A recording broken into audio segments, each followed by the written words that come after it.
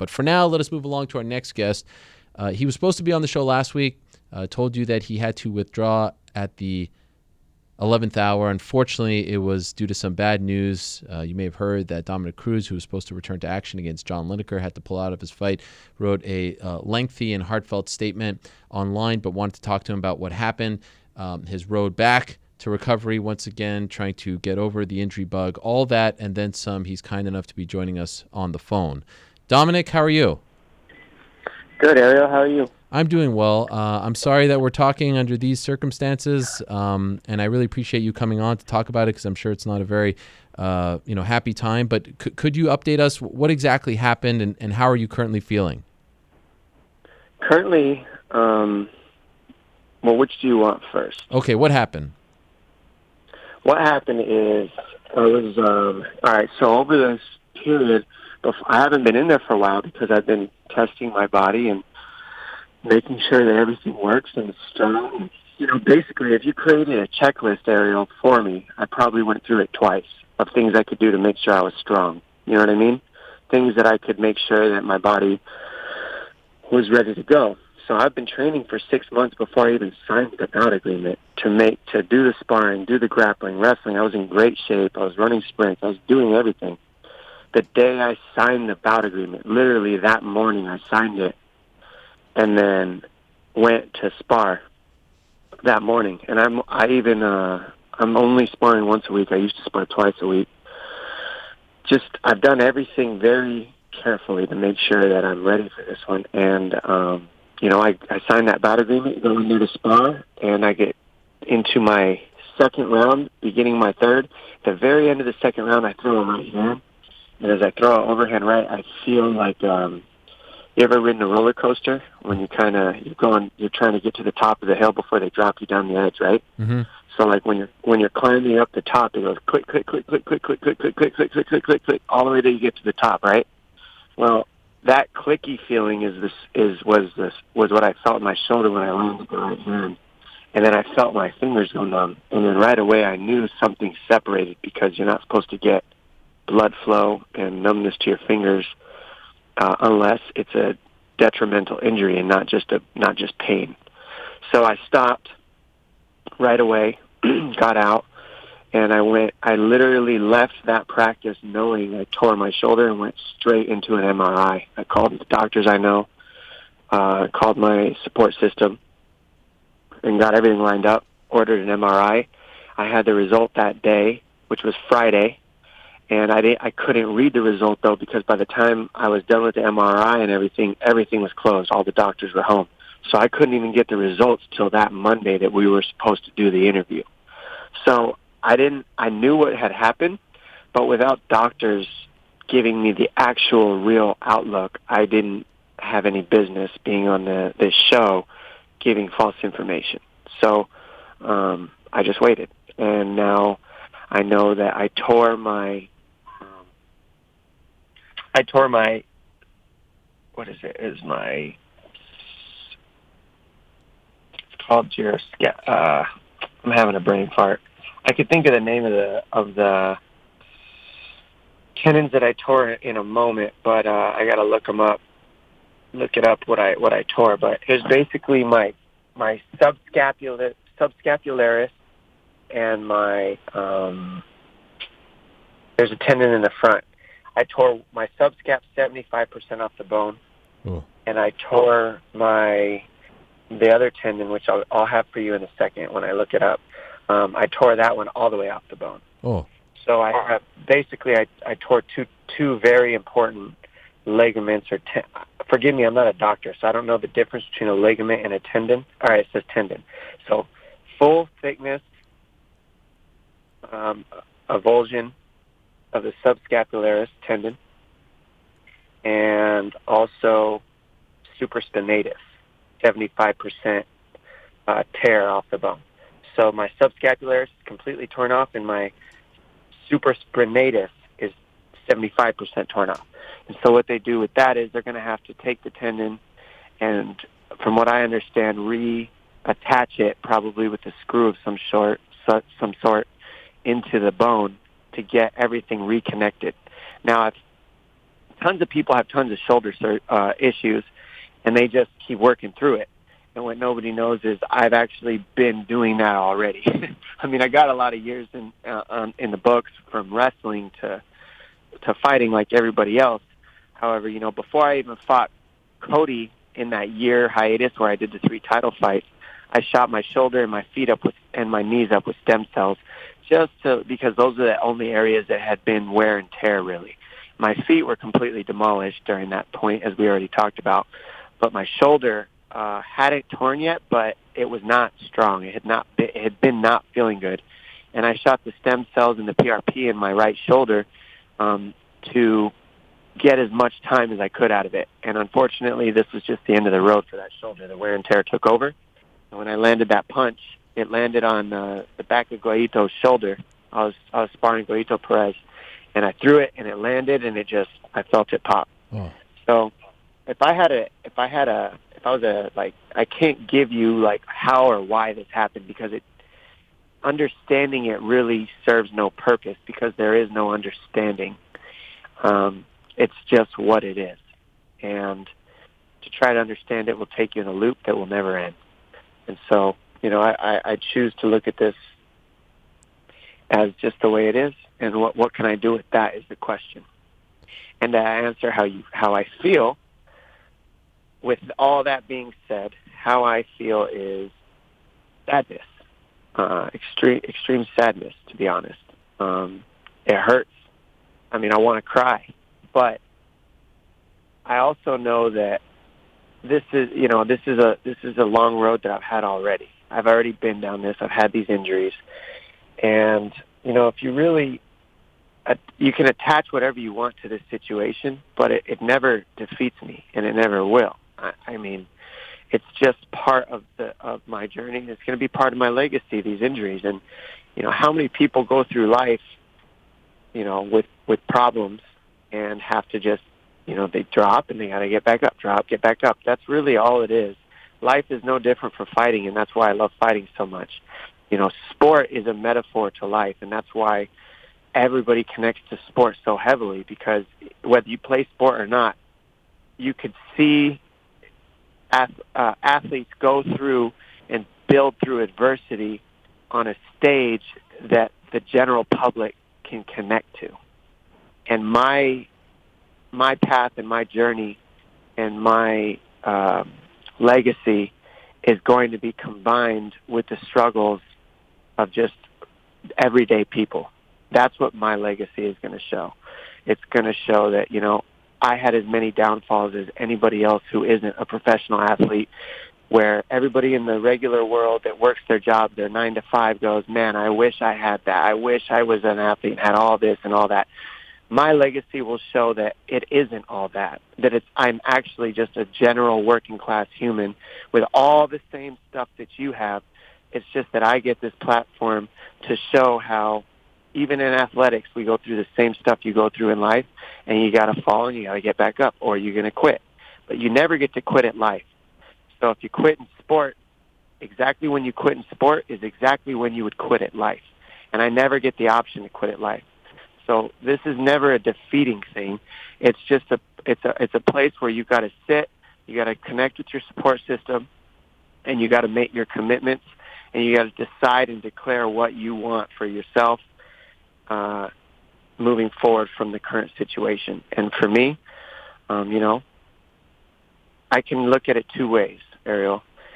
I talked to Dana about it. He called me, him and Shelby, and Dana says, you know, Dom, you're literally, and he said this before, you're literally the most unlucky person I've ever heard of or met in my life. I mean, you got this money on the table that you can make. You got these fights that you can go out there and compete in, and you keep getting hurt.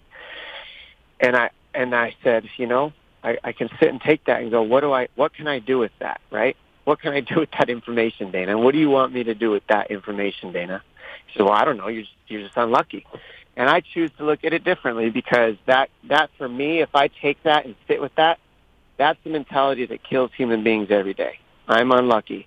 I can't do this. It's too much. I. That is a victim mentality, and that will kill you. So I choose to look at this as, what is this? It can be whatever I want. because if I hold on to victim and hold on to the unluckiest human being in the world, then that's what I get to be. But let's just say that it's a blank slate, and instead of writing unlucky human being and I can't do this, and I choose the opposite, because we're all going to die either way. It's inevitable. When you live life, you're going to go through pain. Tomorrow, Ariel, we don't know what's going to happen. It could be the most painful thing ever, or it could be the greatest day of our life. But in regular life, we don't get a choice. Pain is inevitable. It's going to happen. Again, fight is no different. Injuries are going to happen. Pain is going to happen. The question is, what do you do with it when it happens? How do you react to it? Do I go, woe is me? Do I sit in it and sulk and sorrow and become a victim of it? Or do I reframe it? Do I shift out of that? Do I take a choice to say, this unlucky situation has gathered so many endless possibilities because of how I choose to look at it. So in the past, instead of being a victim to it, I changed my focus and I transferred over to ESPN, or Fox, excuse me. And if I would have told you the first interview we ever did where I first blew my knee out, that I was going to be one of the leading analysts, not just in MMA, but in the world, one of the best, I would have said, you're crazy. Without the injury, I would have never gotten here, though. So I was fortunate enough and blessed enough to have those setbacks to where I was able to create an avenue for other athletes to grow on the platform that I'm able to explain that they are on. I made it bigger than me. And the way that I was able to get out of the woe is me, I'm unlucky, I'm a victim is, that will kill you, so I'm going to go ahead and give to others the best I can in the sport that I'm still involved in. And it might not look like I'm giving to others, but by analyzing fights for me, I'm giving back to the sport and I'm giving back to the athletes, because I know I can break it down for the athlete better than anybody else. And that helps the athlete get their brand out, and that helps the sport grow, and that helps so many other athletes get into this and get their point across on what they can give to the world. And so I just shift over to that instead of feeling sorry for myself, and I can create new possibilities through that mindset.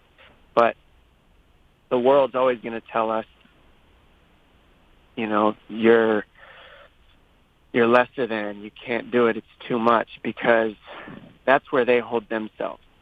And the responsibility as an athlete is to break through those barriers and break through those limiting beliefs to the point where everybody believes in the general public and their 9-to-5 jobs and everything that they do, that they can break through the limiting beliefs. Things don't have to stop them. They can get through it. And that's basically where I got to go, Ariel. I've been here before. I'm there now. And that's pretty much how I feel about it at this point. Man, you never cease to amaze me, Dominick, with your mindset and the way you tackle on these subjects. That was an incredible answer. So thank you for that. Have they given you a timetable yet? Like is this a year recovery? What do you know like a ballpark of what you're dealing with here? No, not. I mean, I have a ballpark. I know that you heard what I told you about the injuries. So. Yeah. It's basically an ACL of the shoulder, if that helps you at all, metaphorically speaking. Okay. So that's a year. If we're making a rough estimate comparing an ACL injury and a knee to a shoulder, do you see how I'm going up schematics here? Nothing's a fact. Yeah. And that's all you're asking me for. I can't give you. I'm not a doctor. I'm not an MD. I'm not a PhD. I'm not any of those things. I'm just me in my body, and from my experience in my body and from what I've gathered so far, before I've actually talked to the doctor that would be performing the surgery, that is what I have for you. Okay. When is the surgery? I'm looking to do it after the New Year's Eve card because I'm trying to get in with Dr. Elitrash. He did my last knee surgery, and he's just like so famous that he basically just doesn't care who you are. He's just going to work with you when he works with you. So he's got other people in there and doesn't want to get me in until after the New Year, so I'll just have to wait in line. Are you in pain right now? Well, you can't use the shoulder. Things aren't connected. So, pain is just pain. I mean, fighting is pain. Life is pain. Am I in tolerable pain? Yes. I just don't use the arm. And which arm is it? You're right? my power side, Okay. my right arm. And if I would have spoken to you last week, I mean, what you just said about overcoming this, and I mean, everything was just incredible. But did it take you a week to muster up the energy to say, like, I'm going to conquer this, or were you feeling that way right away? Because we don't need to go over it. You've been through this so many times, so many setbacks, and not just a sprained ankle. Like, these are major surgeries. You've defied medicine in many ways. Were you even in a worse spot last week when you first got the news? Well, when I didn't do the interview, and why I didn't do it is because it was the unknown. What ruins people and puts them in their victim mentality, which will kill you, is the fact of is all the unknowns. So I needed to gather and talk to my support system and talk to my people to understand what the heck was actually going on and what the plan was. And of course, I hit a low, but I've said it before. When I have bad things happen to me, you have to give yourself time to mourn. I mean, I had a dream, and it was all lined up, and I was looking better than ever, stronger than ever, and I can honestly say that. I was really excited to compete. And now that this happened, it's like you got to reassess, and you got to figure out how you're going to deal with this. So I was sad, and I did hit a low, but it's like losing a family member. It's like losing, it's like you got your dream, and it's just completely diverted in one day's notice. So I was crushed, absolutely crushed, devastated. And I gave myself a day of that. Actually, I gave myself about 2 days of that because it happened on Friday, so I gave myself Saturday, Sunday. And by Monday, when I texted you, I had already made up my mind, but I needed more information from the doctor. And then once I got the information from the doctor, I went through the week, and I just sat on the information, connected with my support system, got my sit-downs, and assessed my fears. You got to have a checklist of your fears, and I write them out and everything that I'm concerned with. And then I talk to my support system, and you got to be vulnerable enough to go there. So many people, so many athletes, so many people in general are too strong and too tough to reach out. Well, I've never been that guy. I'm always been the guy that admits his fears and admits his doubts, and it gets very vulnerable in those aspects because that's the only way you can dig into them is to go into the dark. You can't deal with the hard things in your life until you just go straight into them head first. And, my fears are that. And I don't run off of fear. I won't do it. I don't allow it because, if you're running from your fears, then you're in your comfort zone. And your comfort zone will kill you. It's just the way it is. Nothing good in life has ever come to me that didn't hurt first. Every single thing that's come good to me has come through pain. I mean, I remember this guy, Ariel Helwani, one time that was devastated and done and might not ever be a journalist again, got kicked out of the UFC, might even gotten into a couple scuffles, Ariel had to beat up some security guards, and, things were changing for you, Ariel, at one point. Everything was shifting. And, let's put it on you for a second. When the whole world flipped upside down, Ariel Helwani gets kicked out of an event, and he's no longer the main journalist for MMA. What did Ariel do? I fought back. I didn't give up. I didn't lay down. Why not? What did you do? How did you get out of that? Everybody's against you. Everybody's telling you you got kicked out by Dana. You're this, you're that. I mean, and none of that. You and Dana are cool now, of course, but there was a big story that was being played at that particular moment. And I remember it hit headlines everywhere.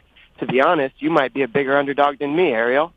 So why don't you please the people with how you got through that yourself so that I can pick up some of that energy from you? Well, I mean, this isn't about me. I don't think anyone wants to hear my story, although I did. I think I do. And I think they do, and I think you doubt yourself. But you got to understand, your story intertwines with mine right here. Yeah. And you're either here for everybody or you're here for, just your show and yourself. And I think you're here for everybody. So real quick, how did you shift out of that? That was a life-changing experience, Ariel. Yes, it was. I went on the air. I was emotional. People mocked me for it, but that's just the way I am. I have 2 kids. I had a third one on the way. And I remember sort of laying all my cards on the table. And I remember walking home that day and telling myself, all right, this is my new reality. Am I going to just like roll up and go away like they want me to?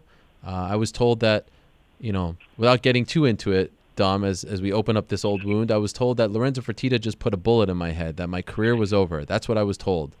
And I wasn't ready to allow my career to be over. So I was just going to adapt. If I couldn't go to UFC events anymore, I'd figure out a way. Because early in my career, I couldn't go to UFC events, and I figured out a way as well. And then, of course, like 4 hours later, the ban was lifted, but I was at peace, and I, for a moment, thought my career was done. Like that Monday morning, I thought it was done. By Monday afternoon, I was like, you know what? It's not done. I'm going to figure this out. And so I feel like I can sympathize with your range of emotions. I mean, nothing, that's more emotional pain than physical pain. You're dealing with both, and you've dealt with it multiple times, and you're a famous athlete, and you have people coming at you, and I'm sure there's people telling you, oh, you should retire, you should do this, you should do that. You do what you want to do. Because I was going to ask you, like, you've done it all, right? I mean, you've reached the mountaintop. You're still considered till this day the greatest bantamweight of all time, despite all the injuries and the time off. What's the point? Why put your body and mind through all of this? But I feel like the answer is just you want to, and that's it, and that's good enough. Am I wrong? I'm not the greatest bantamweight of all time, despite my injuries. I'm the greatest bantamweight of all time because of my injuries. That's it. It's that simple. And you are the best journalist in this sport because of the things that you've been through that were supposed to end you. And that's why you're the best at this, Ariel. And we are no different. We're cut from that cloth. You either quit when it's all over, where everybody else holds you to that standard for you. But that's everybody else's vision for you. So you can stop there at their vision for you, or you can create your own. And I always choose my own vision because my vision is bigger than just me. And everybody else's vision for me is what they want, not what I want for everybody else in the world. And what you got to understand is me getting through this is bigger than me. And you getting through that was bigger than you as well, because without you, the MMA athletes don't get their word out right. I have to only thank you for this platform that you've created, because now I get to get this out all in one go, and I don't have to send out 35 tweets, and I don't have to do 25 interviews. I can do one and done because of the platform you've built, because you didn't quit, and you got a bigger job than ever from a job that was actually limiting you at a certain point, from what I've heard from you. So what was actually the end of your career turned into the beginning of the biggest career you ever had. Is there ever a possibility that everything that we think we know is actually just a limiting belief? Is there a possibility that everything that our brain is a dry erase board, and everything we've learned up to this point is a limiting belief because we believe we know it already? A true master knows nothing. A true martial artist knows nothing. A true martial artist never stops learning. So they're always in the question. And it's no different in life. Everything that I think I've learned in life is not, it's a limiting belief once I set to it and I stick to that's what I know. So I've erased my board. I'm a blank slate. And this is now, that makes this situation a brand new opportunity to create endless possibilities. And so as I move forward with a new mindset, an empty mind, a clear mind, I mean, this can be whatever I want it to be because I have no limiting beliefs of what this should be.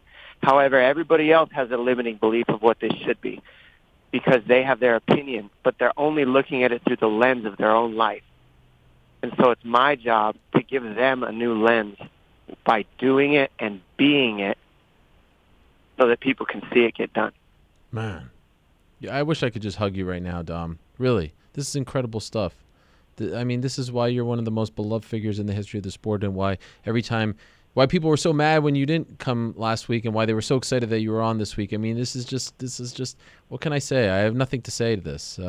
It's just amazing that you're able to. Thanks for teaching me too. That's what you got to understand, Ariel. Like, you breaking through things teaches others too, and that's an outward focus. So whether you knew it or not, you getting through that was an outward focused power. It wasn't self-indulgent, and that's why you had the goal to get through it.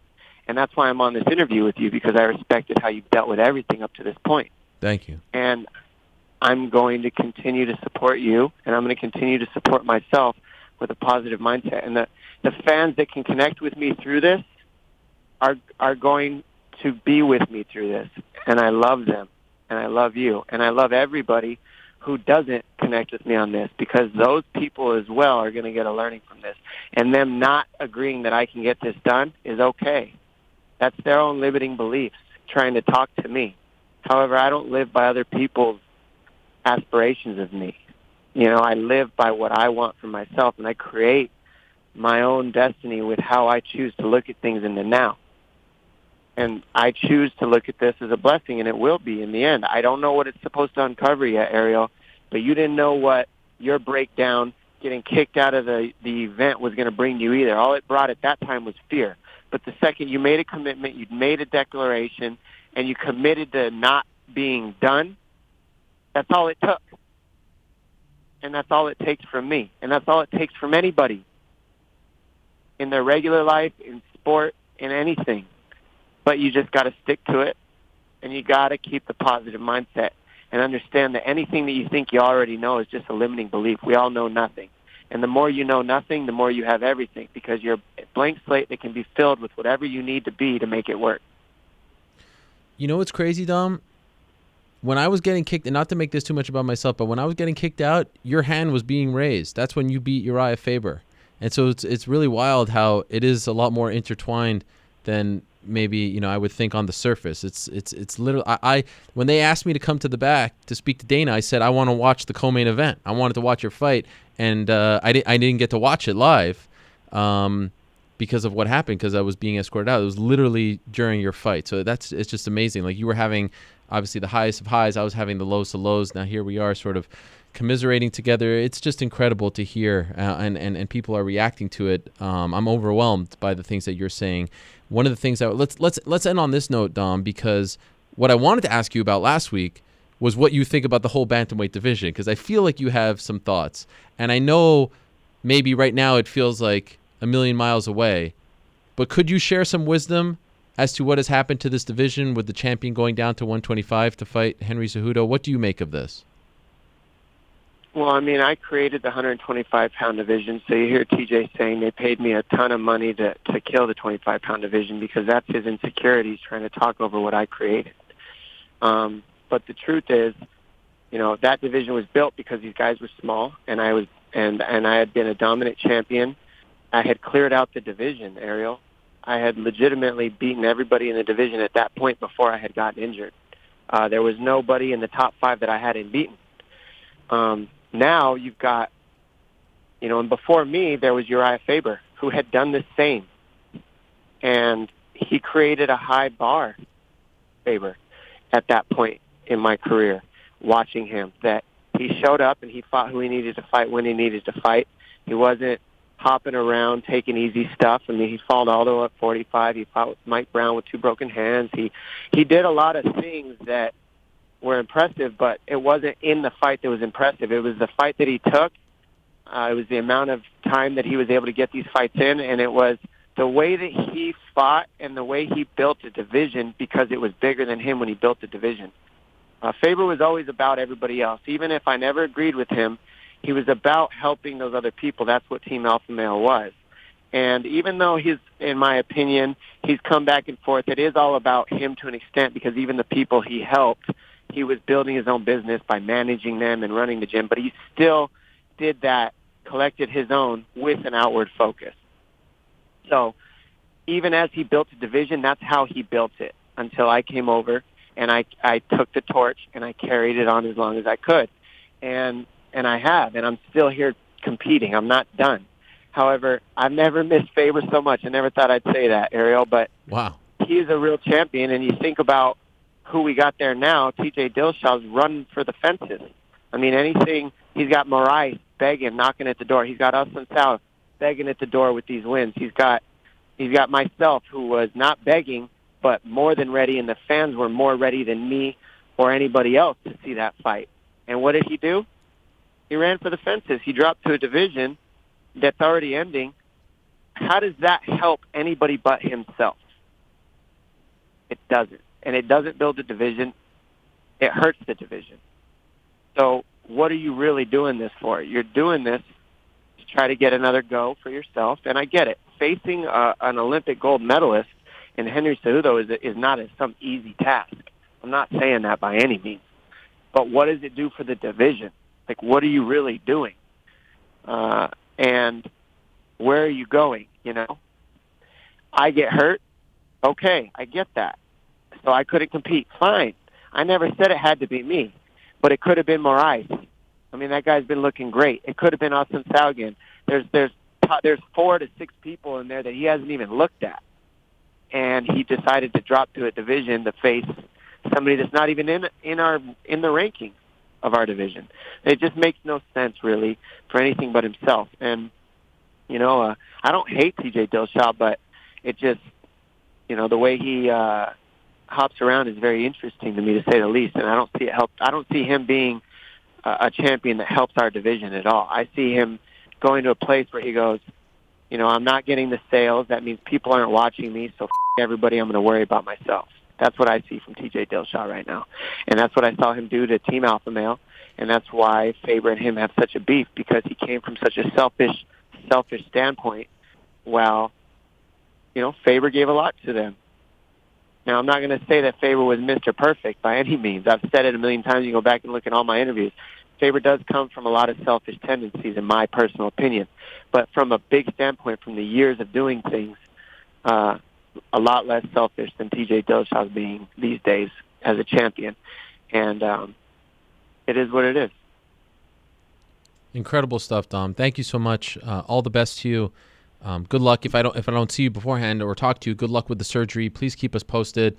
And thank you for those words, man. I mean, to anyone listening, anyone having a hard time, I can't imagine someone not listening to that, or listening to that and not feeling inspired and not feeling like they too can overcome, because I know at times we all feel that way, that things are just insurmountable and that we can't overcome them. Thank you for that, because I can go back and listen to that for years and years, and the way you put it was just incredible. So I really appreciate it, especially in this time. Thank you for being an inspiration. We're all rooting for you. We all hope you get back. We all know you will get back. You've done it countless times. You will do it again.